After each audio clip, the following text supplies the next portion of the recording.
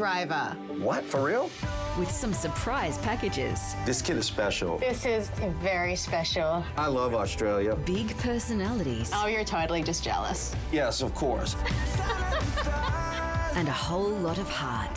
Thank you. I feel so lucky that we got a chance to witness that. The Piano, Sunday 7:30, ABC TV and ABC iView. The future of the Coalition's nuclear energy policy remains up in the air as the fallout from the federal election continues.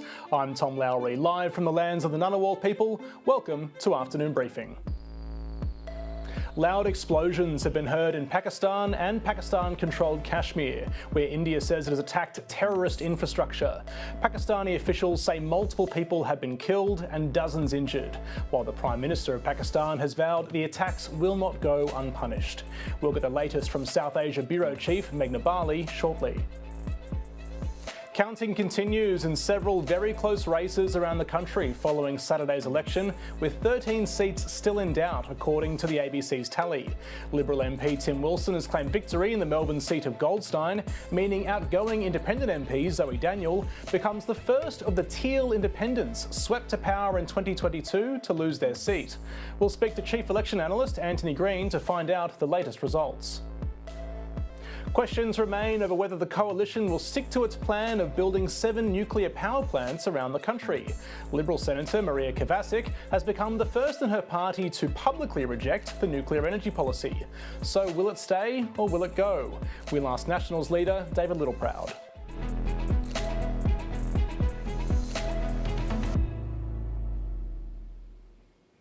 The international community has called for India and Pakistan to de-escalate tensions following a series of cross-border attacks. For the latest, South Asia Bureau Chief Meghna Bali joins us from New Delhi. Meghna, thanks so much for joining me this afternoon. What's the situation looking like where you are? Yeah, look, things are changing sort of dramatically minute to minute, but new details are starting to emerge, about what India's motivation was behind these strikes. As you sort of mentioned there before, in the early hours of today, Wednesday morning, at about 1:45, we started hearing reports that India had struck 9 sites in Pakistan and Pakistan-controlled Kashmir. And, what we're sort of hearing now is, there's significant casualties on both sides of the border, in the hours since when that heavy artillery has been taking place on that contested border. Latest figures show about 26 people have died on the Pakistan side and around 10 civilians have died on the Indian side. Now, minutes ago, India's Foreign Secretary and senior military leaders did shed some light in a public briefing about what the motivation was behind these attacks. Now, we know that this happened in the wake of last month's militant attack in Indian-controlled Kashmir, which where we saw 26 people killed, mostly Hindus.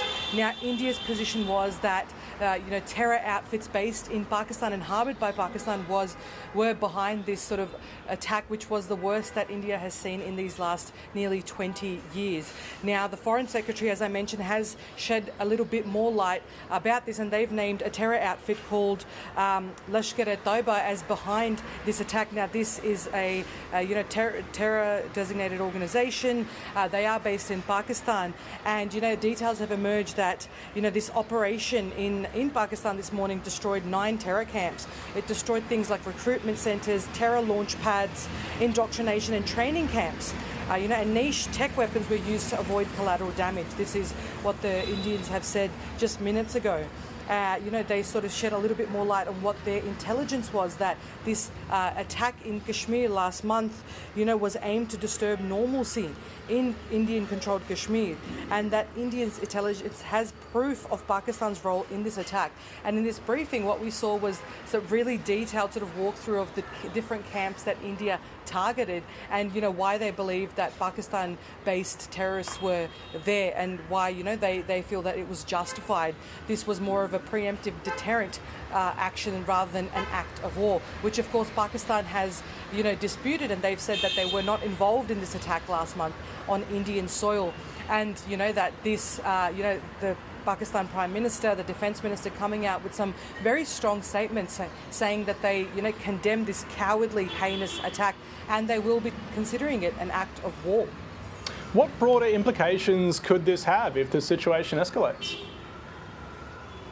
Yeah, look, these are both, nuclear-armed nations with comparable arsenals. And while, we've been speaking to analysts that say it may not escalate to that extent yet, it remains to be seen over these next few hours and days how Pakistan will respond. They have said that they, reserve the right to respond to this in any manner that they choose is appropriate.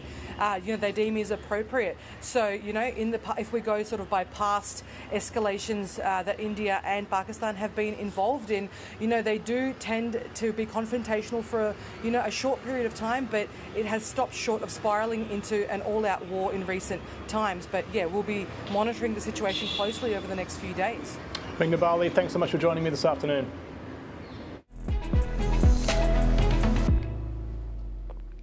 In some news just to hand, the ABC's chief election analyst Antony Green projects the Greens leader Adam Bandt has lost his seat of Melbourne. Bandt has been defeated by Labor's Sarah Whitty after suffering a 4.4% drop in his primary vote.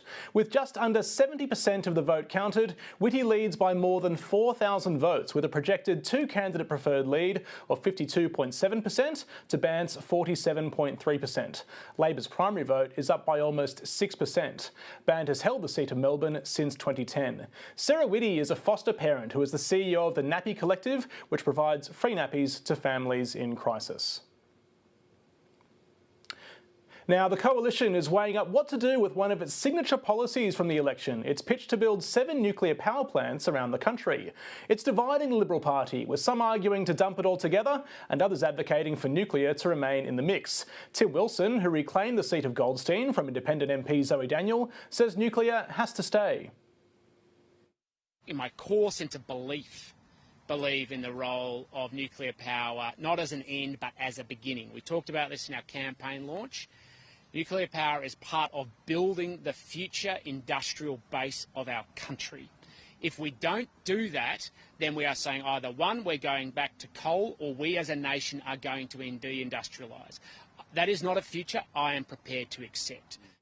But some see a clear case for change. Bridget Archer lost her Tasmanian seat of Bass and says there is no doubt the policy harmed the party's election prospects. A more liberal approach would have been to say, look, we're going to look at removing the moratorium and let the market decide. That would have been a more appropriate, more liberal policy, and less messy, less complicated as well than trying to sort of explain that your small government approach is going to build nuclear power stations in particular locations at great cost. One group sticking pretty firmly to nuclear power is the Nationals, and party leader David Littleproud joins me now. David Littleproud, thanks so much for making the time this afternoon. Yeah, thanks for having me. I want to come to the issue of nuclear power in a second, but first I just want to get a reaction to that news we just read out there, that the Greens leader Adam Bandt has lost his seat in Melbourne. This wasn't a result I think anybody was really forecasting heading into the election. What do you make of it? Well, I think it's a reflection that the electorate has seen through the Greens, that they're not these cute, cuddly, tree-hugging Greens that we're used to. They're actually extremists. They've perpetrated hate by bringing Middle Eastern conflict here and trying to politically weaponise it. They've got a leader who's now lost his seat that wouldn't even stand in front of the Australian flag. They've got members that will stand with the CFMEU who are clearly out of step with society, and so they've faced the consequence, and the Australian electors have caught up with them. All right, just to this issue of nuclear power, we heard, those grabs there from Bridget Archer, from Tim Wilson as well. What do you make of this conversation going on within the Liberal Party? A suggestion from some that nuclear power was to blame for the election defeat. Well, quite interesting that Tim Wilson, who defeated the first Teal, supports nuclear energy. I think that shows that it wasn't a drag on our vote. The reality is that it was far deeper than nuclear energy, and I think the reality is that we've always had a technology agnostic approach within the coalition around our energy needs, and the reality is an all renewables approach will not be able to sustain our economy. There's no country of the industrial scale the size of Australia that's gone all renewables. In fact, the closest to it is probably Spain and Portugal, who've gone to 77% renewable and now are seeing their grid shut down. You need to have mix, you need need to have baseload power, and zero emissions nuclear technology can achieve that. So I think we've always had a technology agnostic approach, and there's nothing stopping a coal-fired power station with carbon capture storage. The Japanese, in fact, are taking our coal, burning it, and then looking to capture it back here in Australia. So we've got to get back to first principles. No one's talking about stopping the reduction of emissions. We're just saying how we should achieve it should be done through technology, and we should have an open mind to that. And I think the fact is that didn't lose us the election. It isn't expensive, as Bridget Archer said. In fact, it's $263 billion cheaper than an all renewables approach. And that's with renewables, nuclear and gas in the grid, and nuclear at 38% of the grid, not 4% of the grid, which Anthony Albanese articulated in a deceitful way during the campaign.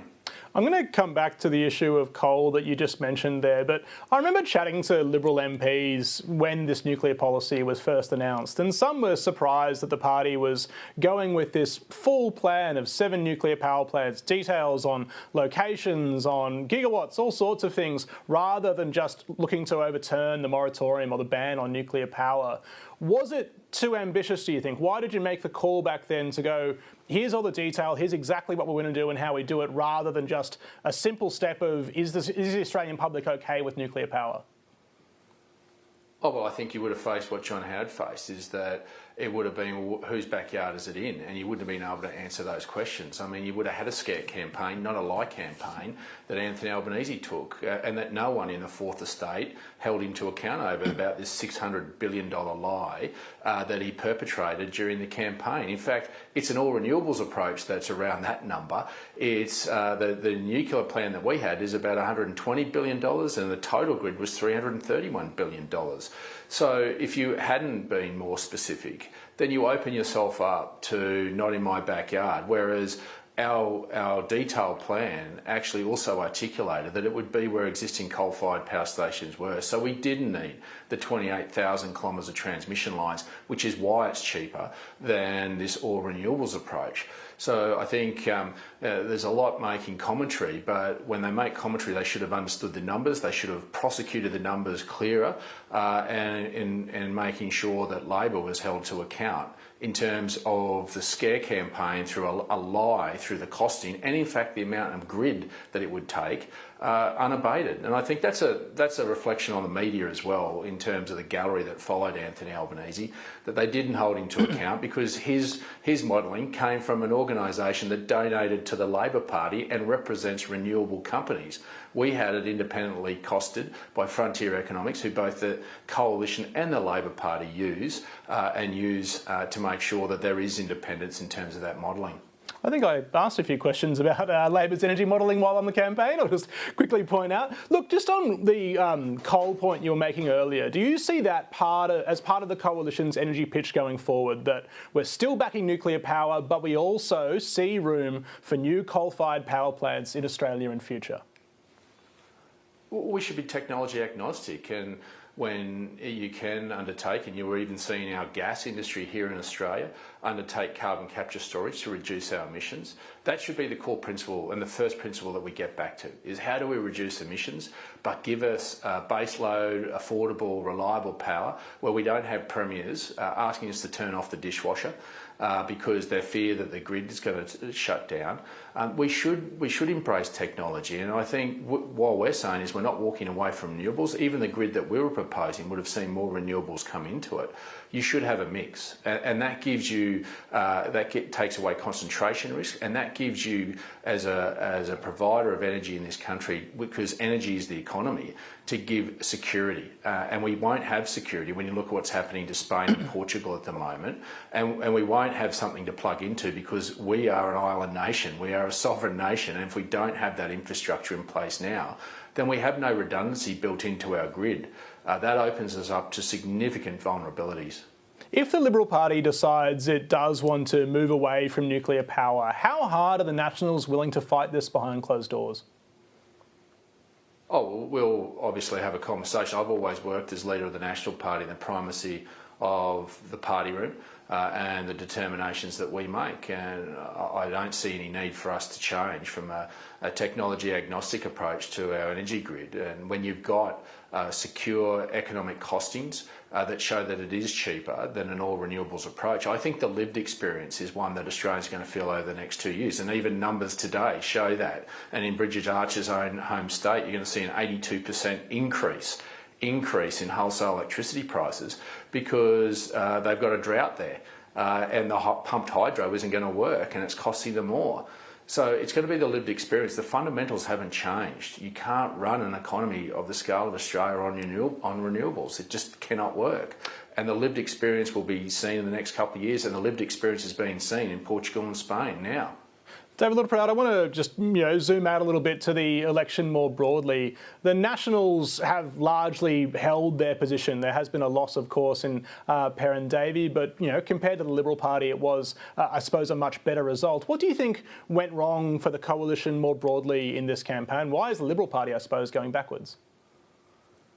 Yeah, well, I'm proud of our result. We've held on to all our seats and we're in contention in Bendigo. It's going to come down to the wire. In fact, we had nearly a 12% swing to us in Bendigo, a seat that's been held by the Labor Party for 27 years.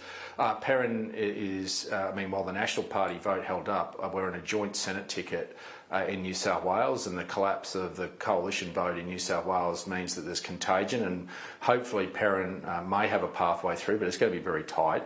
I think the reality is that the Labor Party were very good in demonising Peter Dutton and made him unelectable. They did it in 2022 to Scott Morrison, and they did it to Peter Dutton, and there were some issues that we showed vulnerability on that allowed them to do that. And you can't sugarcoat it. You've got to face up to those facts. And the Labor Party were very agile in being able to exploit those and to do that ruthlessly and relentlessly, and then perpetrate lies around Mediscare, around nuclear costings, and about the fact that they didn't actually model the negative gearing. I mean, they ran a SMIC campaign, and you can't complain about it. You've got to actually appreciate that we made mistakes, and those vulnerabilities that we opened up, they exploited, and they exploited better than what we could, and we weren't strong enough in defending the Mediscare and nuclear lies that were being perpetrated by Anthony Albanese. There's been some commentary in the past few days that the Nationals are too influential within the coalition, and that's why the party, or the coalition more broadly, is struggling to connect with urban voters. What do you make of those suggestions? We'll name the policy that's done that. I think we've been constructive. The policies that we've articulated have been about cost of living, divestiture, that I think I've seen polls in some of the papers that have support for divestiture in supermarkets at over 65%. Nuclear energy wasn't the cause of our demise, and in terms of the voice, well, we were the first ones to come out on the voice, and let me tell you that 68% of Australians agreed with us in the end. So I don't think there's anything that the Nationals have done detrimentally. We've stuck to our values and principles. We've been able to articulate that, and my job's to articulate that in a way that doesn't drag on the Liberal vote. I didn't see any call flutes or any advertisements in Sydney, Melbourne or Brisbane with my face on it. I think the Nationals have run a very local campaign, true to our beliefs in our areas, but we haven't been a drag, and that is part of the responsibility of the leader of the National Party, is not to be a drag on the Liberal vote, but to create that environment for them to be able to compete in those metropolitan electorates. And from as far as I can see, I didn't see one advertisement with my face or the Nationals brand on any negative material sent out in any of those metro seats. All right, David Littleproud, thanks so much for joining us this afternoon. Thanks for having me. Defeated former opposition leader Peter Dutton surprised some today as he landed back in Canberra. He was greeted by a solid press pack, eager to hear the first comments from the opposition leader since Saturday's election defeat. I've spoken to my colleagues, and the Liberal Party rebuilds from here, and that's as it should be. So I wish them all the very best. How do you see the party rebuilding? Well, that's an issue for colleagues, and I wish them all the very best. Do you have a preference for a leader to succeed? I think the best model is where leaders make a graceful exit from politics and maintain their graceful silence. So that'll be my model. So thank you very much. What's next? Peter Dutton's seat of Dickson was called fairly early on Saturday night, but plenty of results aren't quite as clear. There are still more than a dozen seats in doubt around the country, and the ABC's election analyst, Antony Green, is keeping a very close eye on all of them. He joins us now to give us an update on some of the biggest races. Antony Green, thanks again for your time. Good afternoon. Tell us the latest on the seat of Melbourne, an extraordinary result here. It's projected now that Adam Bandt has now lost that seat. Yeah, his vote was only about 41% of the first preference vote. He needed 33% of the preferences from the Liberals and other candidates to win. He's consistently only been getting 24%. There's a couple of big pre-polls to come, but I can't see how they're going to turn around that trend. And that will result in Labor's Sarah Whitty winning the seat, and the Labor Party will have taken out both opposition leaders in the election campaign and both shadow housing spokesmen. So it's quite a remarkable result for them. Beyond those seats, Labor, that gets Labor to 88 seats. I expect this afternoon to call Fremantle for Labor, which gets them to 89. There's been a strong independent challenge there. There's 4 more seats they can win. Bendigo, which David Littleproud was talking about. Menzies, which I think Labor's positioned to win, but there's still a bit more counting to come. Calwell in northern Melbourne, no one will have any idea for 2 weeks who's won that. Labor's ahead on first preferences, but the vote's all over the place with the rest of the ballot paper, and the Electoral Commission won't be able to figure out the final pairing there. But that's a potential extra seat for Labor. And being in the southern ACT, there's an independent who's running Labor a very, very close race, which isn't clear yet who's going to win that. So Labor can get as high as 93 seats, but it's going to settle around 90 somewhere there. I'm going to come back to Bean in a second with you, but just quickly, have you been keeping an eye on the seat of Ryan? That's the Greens' final seat, I suppose, in the lower house. Do you know how that one's shaping up? Well, the Greens still have a chance of winning it. The difficulty is, in a three-cornered contest, Labor's close to overtaking them on some initial counts. If that happens, Labor would win the seat on Green preferences. Other than that, it's just a close contest, and it's a close three-way contest. It could be that Elizabeth Watson-Brown, I think is the MP, could be the only Greens member elected at this election in the lower house. Yeah, just back to that ACT seat of Bean. This is one that I definitely wasn't watching going into this election, much like the seat of Melbourne, to be honest. How is that shaping up? That could potentially still be a loss for Labor to essentially a Teal-type independent. It could be a loss or it could be a win. The margin's about 50.2%. It can't go either way at this stage. So it's just one to watch. It could be a potential Labor loss, or they could retain it yet. Bullwinkle over in WA drew a lot of attention coming into this election. How's that looking at this point? It's too close to call. We don't know. I mean, most of the other seats you're going to quiz me on are all too close to call. Bullwinkle's one of them. Kooyong, I think last time I looked, Monique Ryan's on about 52%, 50.2%, and the vote's been dropping. Bradfield is trending the Liberal Party's way. The Liberal Party is now ahead by a bit over 200 votes. There's absent votes to come, but in all of these seats that were held by the Teal independents, they've been cruelled on postal votes, which have broken very solidly the Liberal Party's way. The other seat in doubt, I think, is Longman in Queensland. That's trending the LNP's way. So that could be the 42nd seat for the Liberal Party, as well as for the coalition, as well as Bradfield. Monash could be a Liberal seat. It's a very complex count, too difficult to work out. And the other seat I'm keeping my eye on is Flinders. If Labor finishes second in that seat, Zoe McKenzie for the Liberal Party will retain it.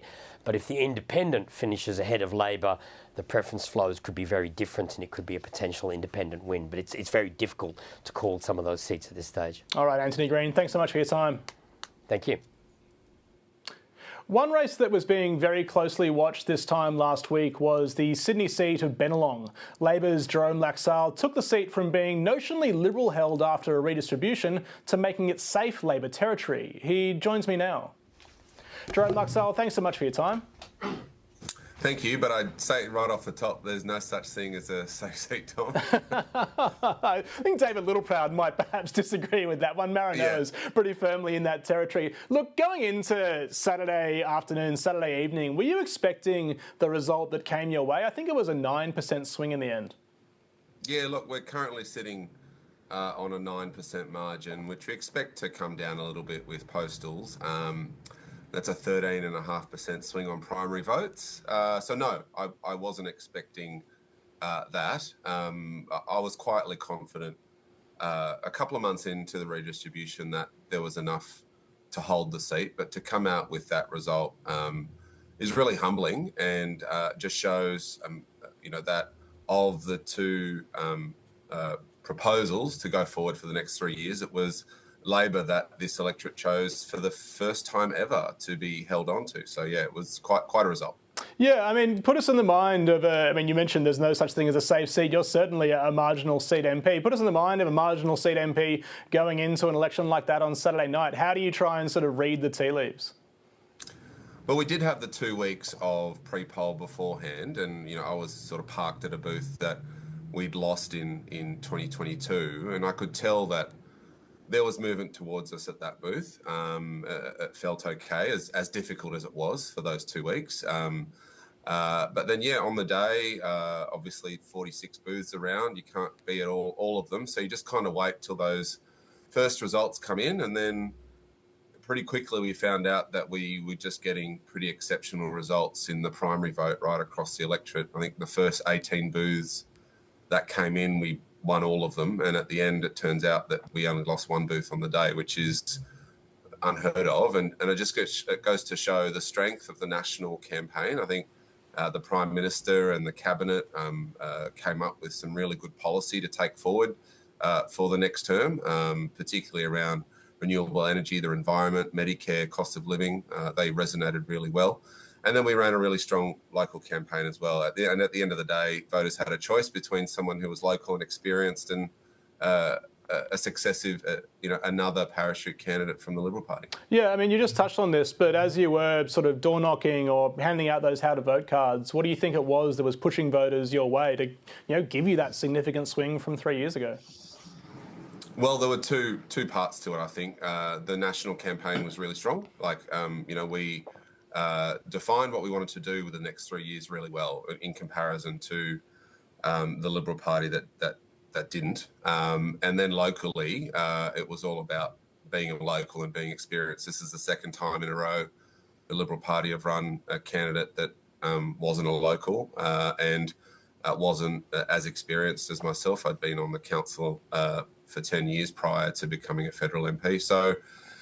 And the issues that we talked about were really important too. This is an electorate that really cares about progress on the environment and climate change. I put that front and centre of my campaign on top of housing and cost of living, and those issues resonated really well. We had a plan, our opponents didn't, and we got the support on the day. My job now is to work really hard for those who voted Labor. A lot of people voted Labor for the first time, particularly in the new parts of Bennelong.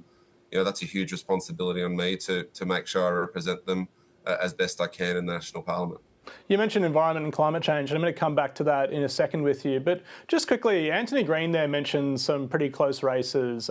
Being in the ACT is very tight. Fremantle, he thinks Labor's just going to get over the line. In both those seats, Labor's being challenged by, teal-type, community independent-type independents. Is that a worry, do you think, for Labor MPs like yourself going forward, that you might start to see more of these challenges in the year ahead?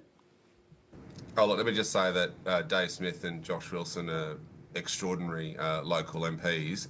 I'm hesitant to comment too much on their races because Fremantle's a long way from Bennelong, and increasingly, seat by seat, you get very different circumstances as we've seen right across the country.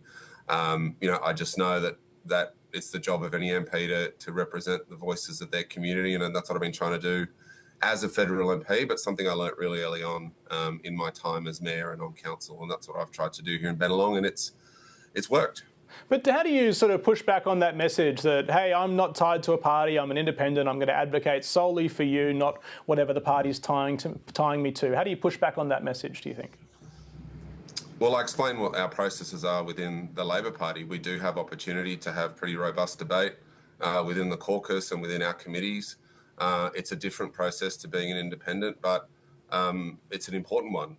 And more often than not, it achieves the same outcome, progress. And that's what I know a seat like Bennelong wants. They want progress on a lot of issues. They want more houses to be built. They want bulk billing rates to increase. They want a transition to renewable energy to continue. That's something I can contribute to within the Labor caucus. And, you know, an independent will do that a different way. But ultimately, that's sort of the benefit of being in a party of government, is that we can deliver on those policies. And that's something I'll be seeking to do as part of the Labor caucus for the next 3 years. Just on environment policy, as you mentioned there before, you've been a strong advocate for an Environment Protection Agency, for change on environmental laws. The PM mentioned this is a priority at his press conference that he held back on Monday. How do you want to see Labor push forward on this that really became quite stalled and sort of bogged down in fights with the Greens and others in the Senate during the last Parliament? Well, we'll need to see how the Senate lands, and that's not certain by any case. Labor does not control the Senate, did not in the last Parliament, and it won't in this one. Look, there'll be a process. It's very early days. I'm very glad the Prime Minister's made it a priority. It's unfinished business, I think he said. And, you know, this is the second mandate we've received to deliver a National Environmental Protection Agency and to reform our environmental laws. And I know a lot of caucus members and Labor Party members are really excited that we're in a position to do that, and you know, I look forward to participating in that process. We heard a lot in the last Parliament about the influence of Western Australia, particularly the Premier Roger Cook. There was some reporting that, you know, he all but killed off the EPA. Is that something that concerns you? Well, I think the Prime Minister gave a commitment at a press conference alongside Roger Cook, so he's made it a priority to deliver in a second term, and that's a good thing. You know, we've got 3 years to deliver on that promise, and I'll be working alongside whomever is the Environment Minister and to try and get it done. Just on Bennelong again, your seat has quite a large Chinese community. What were you hearing from them on issues like migration and on rhetoric that came from the coalition around things like Chinese spies? How did that play out? Oh, well, it showed to them and to everyone, like it wasn't just the Chinese Australian community, that Peter Dutton hadn't changed. You know, he was sort of leading the rhetoric on bilateral relationships in the Morrison government. People didn't forget that, and then we saw more of it towards the back end of the campaign from some of the coalition spokesperson. The Liberal Party were not in a position to represent diverse communities, and Bennelong reacted pretty heavily towards that. We got swings on top of what we did in 2022 in areas that have higher diversity, and I'm not surprised. You know, they need to take a hard look at themselves, and in the meantime, we'll be out there delivering for diverse communities like Bennelong every day. The Liberals are now tossing around what to do with their nuclear policy. Climate change was also a big issue in this campaign. What would you like to see? Well, firstly, how did nuclear power play out in Bennelong, and what would you like to see Labor do on 2035 targets? Well, it didn't play very well here, and you know, their policy is a matter for them. Our policy is very clear. We want to continue the renewable energy rollout, hit that 82% target of renewable energy by 2030, and another 3 years is just so important for that. Had Peter Dutton and the Liberals won, we would have seen investment in renewable energy fall off a cliff. Now we've got a strong message to the world that Australia is a great place for renewable energy investment, and that's a really exciting opportunity for us as a nation in the next 3 years. 2035 targets, the government needs to receive advice from the Independent Climate Change Authority. That advice will hit the Minister, and then there'll be a process to work through there. Just before I let you go, Jerome Laxale, in the last Parliament, you were on the Joint Statutory Committee on the National Anti-Corruption Commission.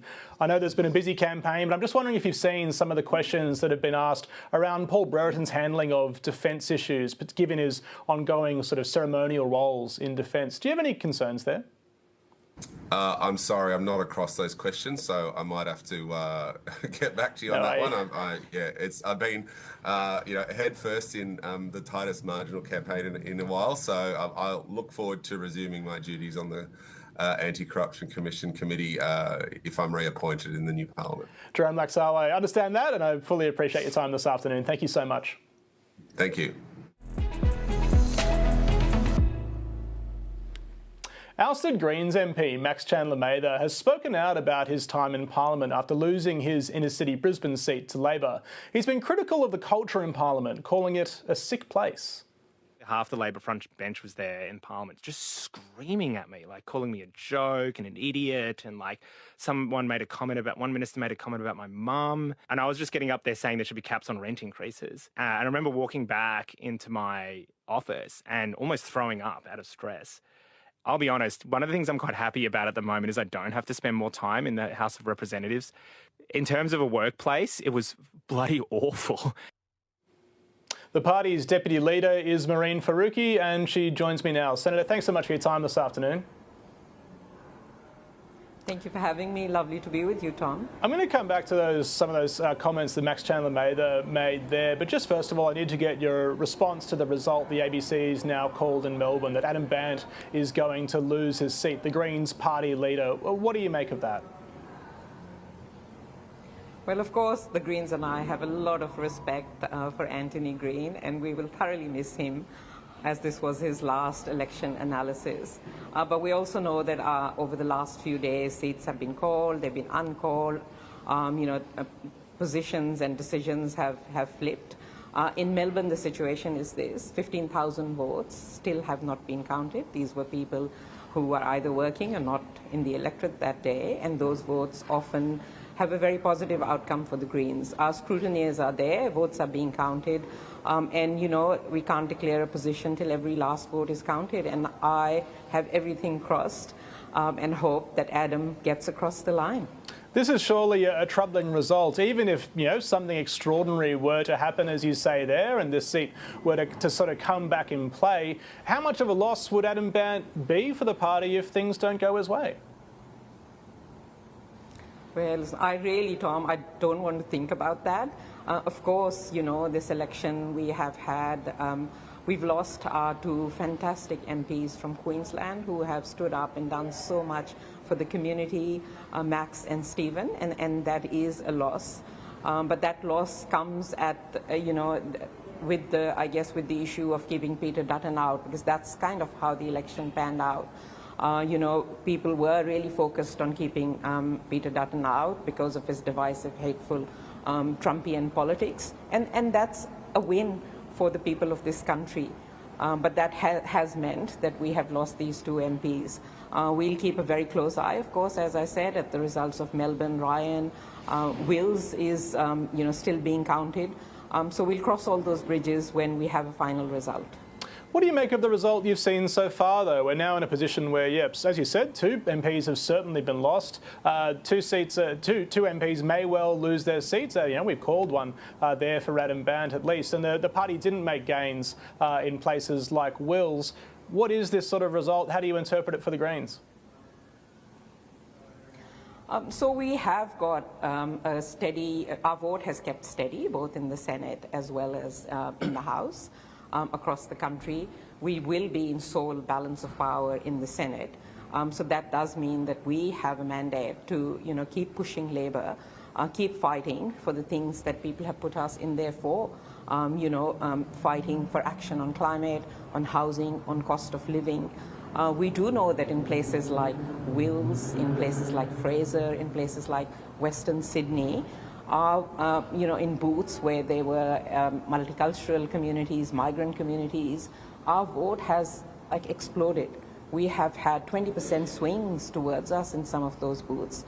And that says a lot about communities who are marginalized, who had been taken for granted, and who have really backed the Greens this election. So are there any lessons, do you think, coming out of this campaign? Anything the Greens need to change as a result? Or are you sort of, is there anything at least that the Greens have learned from this experience? Well, once all the results are declared, of course, we will sit down and we will have an analysis of the election and figure out what needs to change. But one thing is quite clear for us. The people of this country have put us in sole balance of power in the Senate. With Labor having a majority in the lower house, there is no excuse for Labor not to make progressive and transformational changes on the things that people have been struggling on struggling for the last few years on cost of living, on housing, addressing the climate crisis, stopping coal and gas, putting dental into Medicare. Those are the things that we will take on, and we will fight for them. The Greens have spent, certainly some time over the past few years commenting on the issues, the conflict that's playing out in the Middle East, in Gaza. There has been some commentary in the past couple of days that the Greens' messaging might have been too hard-line on this issue, and that might have turned off some moderate voters, particularly in seats like Wills, where the Greens were looking to make gains, that some of those voters might have been looking for messages of stability, I suppose, at a time of uncertainty. Do you think that issue might have played against the Greens politically in some senses? Well, there is a narrative, of course, that people are putting out there about the Greens' strong stance against a genocide, which is a principled and moral stance to take. But that narrative doesn't play out on the numbers. Like I said before, across Western Sydney, across southwestern Sydney, in Booths, in Wills, in Fraser, in Moreton, in Adelaide, we see where multicultural populations are there. They have really backed us.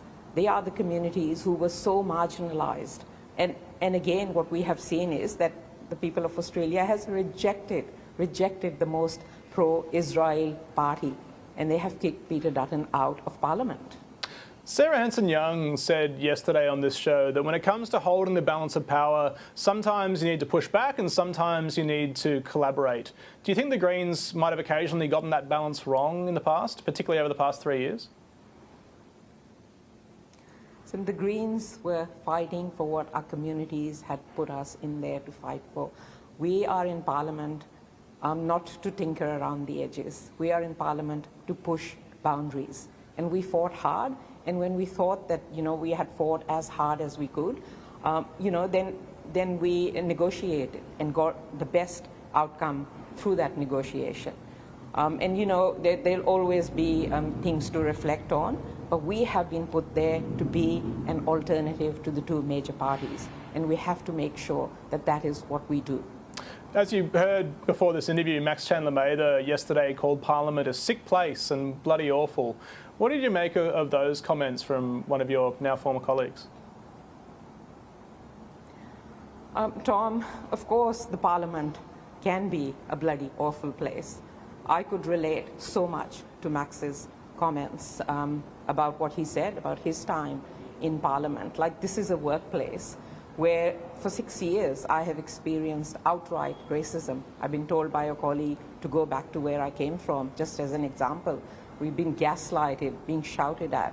I mean, I have worked in many workplaces in my 20 years in this country before I came to Parliament, and I can tell you none of those workplaces were anywhere near to what Parliament is. So of course things need to change. Like, we went through this whole review. We now do have behaviour standards, but it seems they're more on paper than in practice. So something definitely needs to change. As Max said, we keep coming back, and we will keep coming back and staying there because our communities want us, really want us to fight for the struggles that they are facing. But no one should have to go through this. No one should have to be in a workplace that treats them so badly. It's just unacceptable. Mehreen Faruqi, just before I let you go, I just wanted to see if you had any thoughts on some of the news we're seeing from overseas in the past 24 hours, this possibility of conflict between India and Pakistan escalating. How concerned are you by the news coming out of that part of the globe? Yes, I woke up to that news, Tom. I have a lot of family in Pakistan. I grew up in Pakistan, and I am so concerned about my family and the people of Pakistan, because when conflicts and wars like this erupt, it is the ordinary people who suffer. So I do hope that sense prevails. There is a de-escalation, and there is a diplomatic kind of discussion on what materializes next, because this is only going to be a disaster if it escalates between two nuclear nations. Mehreen Faruqi, thanks so much for joining Afternoon Briefing today. Thanks so much for having me, Tom. As the Liberal Party continues to analyse what went wrong in the election campaign, its former Minister for Indigenous Australians says it misread the results of the 2023 Voice referendum. Ken Wyatt says Saturday's result is a rejection of so-called culture wars and what he describes as a divisive style of politics. And another prominent Indigenous figure, Liberal Party member and No campaigner Warren Mundine, is criticising the Coalition's campaign as weak. The ABC's Indigenous Affairs team spoke to a number of First Nations leaders about how they interpret Saturday's result. Great that there was a rejection of the divisiveness and of the culture wars. It's not what this country needs. I was on polling booths and I was being told by young people, your party's not relevant. And that was a strong statement, particularly from women. I previously said that of the 60% of Australians who voted no in a referendum because of the way it was managed, do not abandon their support for Indigenous reform and change. And you would have had a number of people who would have been offended by that whole culture stance on the flag and on welcome to country. That's not the issue that we want in this nation. It is about career pathways, it's about economic stability, it's about home ownership. The Coalition, as they often do, put a lot of energy and effort into punching down on Aboriginal and Torres Strait Islander people. It is the way that the Coalition has worked for quite a long time. I think he's created a very strong mandate for Labor now, that the rejection of the Voice was not a rejection of progress in Indigenous affairs. It wasn't a rejection of visionary policies and solid policies developed with the voices of Aboriginal and Torres Strait Islander people. I'm not too impressed. We got rid of an overt racist political party and we got a covert one. We have the highest incarceration rates under Labor. We have the highest removal rates under Labor. We continue to see many injustices under Labor. So I'm disappointed that we didn't get more independents in and more minor parties with seats that could hold Labor accountable for their hollow words on justice for our people. It was a very weak campaign. This one, because of the poor performance of the campaign and really not reaching out to the average Australian out there, we're probably looking at 6 years. One of the sad things about this election was it's probably the first time that I've seen a federal election in decades where Aboriginal affairs was not front and centre. Earlier today, Finance Minister Katie Gallagher was asked whether Senate representation for the ACT and NT will be boosted before the next election. Here was her response. I think the position we took last time when we were working this through was we would like the Parliament to move as a whole on it, because I think when you make those sorts of changes, it's best to have people all pulling in the same direction, and the Liberal Party weren't prepared to do that. So no doubt we can reopen that discussion with them this term and see whether they are prepared to ensure that the territories have fair representation. The makeup of the new Senate is still up in the air, with plenty of seats still to be decided around the country. But it appears clear that Labor's primary pathway to passing bills will be either working with the Coalition or working with the Greens, with the crossbench potentially losing much of its leverage. One crossbencher who's definitely returning is the independent Senator David Pocock, and he joins me now. Senator, thanks so much for your time. Afternoon, Tom.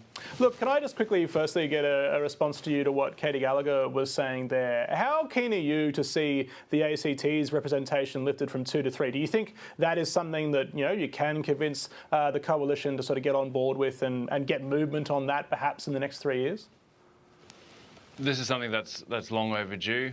This is not in my self-interest. It's probably good to have less territory senators, but I think for the territories there's recognition that in the House that is about smaller jurisdictions having a say, we do need greater representation for the territories. This is in the Labor Party platform.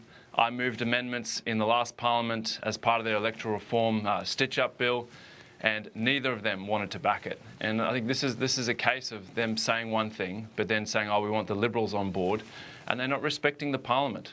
The major parties are now down to about a third of the vote. The Parliament has changed. We saw in this election a swing towards independence. This is not a vote for the status quo. This is a vote for a different kind of way of doing politics. Yeah, for those who aren't across exactly how the Senate works, every state gets 12 senators and both territories get 2 senators each. Is 3 the right number for the territories? Do you want to see more, perhaps? I've been arguing to legislate a ratio of 1/3 to half. No one's arguing for 12 senators for the territories, but I think that would strike a balance, having a ratio that's legislated so that we do see greater representation from the territories. And I think there are strong arguments for both the ACT and the NT to have voices who are in there pushing on their behalf for issues that are important to them. All right, I should have congratulated you off the top as well on your result over the weekend. You almost doubled your primary vote. How pleasing is that? Really humbling to have support of Canberrans and to have, I guess, the work that I've done over the last 3 years representing them. My commitment was to be accessible and accountable to them, to stand on my record, and clearly people liked the work that I'd been doing. And we also saw in the ACT it was incredibly hard for the Canberra Liberals, given Peter Dutton and the Coalition were running a campaign where a lot of it was sort of bashing Canberra, bashing the public service, stripping away funding for something like a convention centre in our national capital, which was really hard for the Canberra Liberals. Yeah, look, I want to get your thoughts on the result in Bean in particular. That's where Labor's David Smith is facing a huge challenge to hang on to that seat. He's up against an independent, Jessie Price. What do you make of that result? Were you part of Jessie Price's campaign? I attended a number of her events. As an independent, I got help back in 2022, and so I've actively met with other independents. I think people are starting to see that there is actually a different way of doing politics, of having someone who is directly accountable to you, who doesn't have to toe some party line that maybe doesn't make sense for your electorate or your state and territory. Jessie's an outstanding candidate. She's run a very positive campaign that's clearly resonated with people in Canberra South. My understanding is it's still very close, and I'm sure over the next few days people will be watching to see how that turns out. Yeah, I mean, regardless of the outcome there, do you think that Labor needs to be somewhat on notice here, that there are going to be more lower house challenges coming their way from independents like yourself, like Jessie Price, who aren't taking the sort of, teal approach that we've become used to, where they're running against in safe Liberal seats, but running perhaps in safe Labor seats like Bean? Independents, I hope, will force the major parties to actually reconnect with the people that they're meant to be representing, that they say that they're representing, but when they roll out their party talking points that don't necessarily square with what people, say in the south of Canberra, want. And we have seen, and my colleagues in the ACT always protest when I say this, but as incredibly safe seats for so long, you get taken for granted. And I think more and more people are seeing that, well, what's the point of being in such a safe seat? I want someone who's going to be accountable to me, who's going to actually advocate on behalf of me and my community. And I think in Jessie Price, we see someone who's deeply connected to the community, down to earth, and I think in there for all the right reasons. I want to get your thoughts on how the Senate is shaping up, because the last time I looked at it, it seemed as though Labor's going to have its block of votes, the Coalition will have its block of votes, and the Greens will have enough on their own to work directly with Labor to pass legislation. So the way it could work is that Labor will only need to work with the Coalition or with the Greens to get bills passed, and that could perhaps diminish the influence of crossbenchers like yourself. Is that the way you see it looking? Mm-hmm. Yeah, they can potentially just pass things with the Greens based on the current numbers that are coming out. But as I said at the start, I think this election is not a vote for the status quo. We've seen independents across the country gain a vote. And I'd hope that the government of the day will engage in good faith. And I'll continue to push hard on the things that I'm hearing from Canberrans around integrity, around housing, health, cost of living, climate and the environment. You take environmental law reform. Last Parliament, despite all the promises from the Labor Party, went backwards. And I think more and more people are seeing that and saying, hang on, I want a senator or a MP who's actually going to stand up for the things that matter to me and my community. Does that trouble you? Because, I mean, the way I remember it wasn't that long ago. We're in the last parliament. You were an influential figure in the sense that if Labor needed to get legislation through the Senate, they were talking to you, they were talking to Jackie Lambie, they were talking to Jared Rennick and David Van and those kind of crossbenchers to get the numbers they needed to get bills passed. You were getting knocks on your doors from Katie Gallagher and others from all the time, I presume. Is it going to be a different situation this time around because you don't have the leverage that you did? Does that trouble you? I think it will be different. A little bit biased here, but I think we got better outcomes when the crossbench actually held the balance of power, and we're taking in different perspectives. Standing up for small business, pushing for more ambition on housing. Yes, it'll be different, but I'll continue to engage in good faith and push really hard on the things that matter to the people that I represent. So I'm really interested to see how it's going to pan out. The message from Labor so far is that they are going to stick to the mandate largely that they've been delivered by the voters, that they took their message to the election campaign, they got an endorsement from voters, and they're going to act on what they said. How would you urge them to use the not insignificant political capital that Anthony Albanese and the Labor Party has now? I'd say use it to improve our country. I think there's so many things. When it comes to housing, both major parties had nothing that was actually structural reform or very ambitious when we're in such a deep hole when it comes to housing. Neither of them want to talk about sensible changes to things like capital gains tax discount and negative gearing. I think that's where the crossbench can come in. Most independents, we're talking about these things. We're talking about actually getting more money for the gas that the major parties seem to be very happy to give away for free. We give away half of our offshore LNG for free, get no royalty on it. And then these same multinationals pay basically no tax. Why are the major parties happy to do that? And I think to your question about the Senate numbers, Tom, and voting, I think people would be shocked how often Labor and the Libs vote together. They vote to stop lobbying reform. They vote to stop the release of ministerial diaries, more transparency, getting more for our gas. So there's all sorts of things that happen in the Senate, and I'll continue to push them on those things. But why haven't we seen an appetite for structural reform when we know that the budget's in deficit? And a lot of Australians are not feeling like they live in one of the wealthiest countries in the world. One of your Senate colleagues, Jackie Lambie, is in a bit of trouble in Tasmania. Would it be a loss for the Senate if she doesn't get re-elected? I think it'd be a huge loss for the Senate. I've got so much respect for Jackie. I've loved getting to know her and working alongside her. Obviously, there's many things that we disagree on, but where there are common ground, I've worked a lot alongside her, and she's a powerful voice. I think she brings a voice of reason at times in there. It's actually saying the kinds of things that resonate with people. It cuts through the political jargon and political spin that I think more and more people are getting sick of.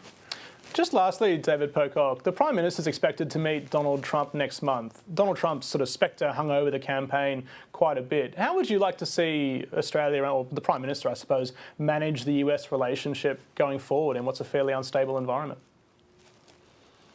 Well, I think we've got to continue to collaborate with countries to step up our diplomacy and at the same time stand up for ourselves as a sovereign nation. And, unfortunately, we've seen time and time again both the major parties, I think, bow to the US when it comes to, things like having local content quotas for our film industry or taxing some of these big multinational corporations, taking on the social media giants. There's a real reluctance there. And so I think Australians expect us both to be engaging with a country like the US, but also, I guess, looking at our relationship in a very clear-eyed way, not just relying on history, given the changes that we're seeing in the US under President Trump. David Pocock, thanks so much for your time this afternoon. Thank you, Tom. Can I quickly say today is National Domestic Violence? We are running out of time, I'm sorry. Thanks so much. Cheers. That's Afternoon Briefing for today. Stay with us here on ABC News. Joe O'Brien's up next. Weeknights on ABC, Claire Hooper is asking the big questions. Slang term for an attractive but stupid man.